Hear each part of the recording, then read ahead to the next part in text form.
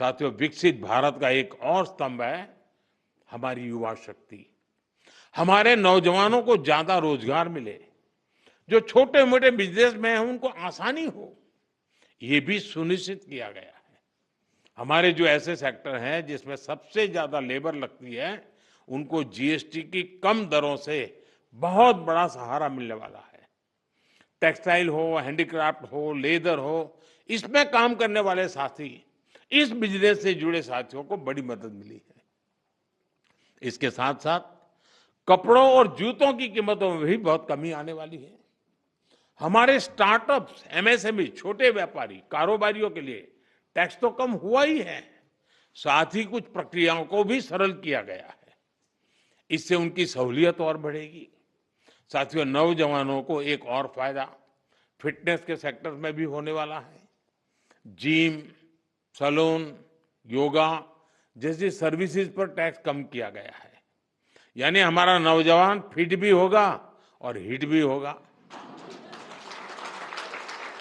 और मैं आपको याद दिला दूं, सरकार आपकी फिटनेस के लिए इतना कुछ कर रही है, तो एक बात मैं बार बार कहता हूं, आप तो ऐसे लोग हैं, डेली 200 लोगों से बात करते हैं आप लोग। आप लोगों को मेरी बात जरूर बताइए कि मोटापा हमारे देश के लिए बहुत चिंता का विषय है, इसलिए खाने का तेल 10% कम करने से शुरुआत करें। मोहम्मद जी, आप मेरा एम्बेसडर बन जाइए।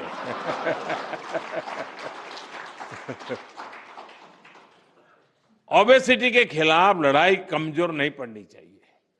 साथियों, अगर जीएसटी में हुए इस रिफॉर्म्स का अगर मैं सार बताऊं तो यही कह सकता हूं कि इससे भारत की शानदार अर्थव्यवस्था में पंचरत्न जुड़े हैं। पहला, टैक्स सिस्टम कहीं अधिक सिंपल हुआ। दूसरा, भारत के नागरिकों की क्वालिटी ऑफ लाइफ और बढ़ेगी। तीसरा, कंजम्पशन और ग्रोथ दोनों को नया बूस्टर मिलेगा। और चौथा, ईज ऑफ डूइंग बिजनेस से निवेश और नौकरी को बल मिलेगा। और पांचवा, विकसित भारत के लिए कोऑपरेटिव फेडरलिज्म यानी राज्यों और केंद्र की साझेदारी और मजबूत होगी। साथियों, नागरिक देवो भव, ये हमारा मंत्र है। इस वर्ष सिर्फ जीएसटी में ही कमी नहीं की गई, इनकम टैक्स में भी बहुत कम किया गया है। 12 लाख रुपए तक की इनकम पर टैक्स को जीरो किया गया है। आजकल तो आप आईटीआर फाइल कर रहे हैं, तब इस फैसले का सुखद एहसास और भी अधिक होता है कि नहीं, यानी इनकम में भी बचत और खर्च में भी बचत। अब ये डबल धमाका नहीं है तो क्या है। साथियों, आजकल महंगाई की दर भी बहुत निचले स्तर पर है, नियंत्रण में है।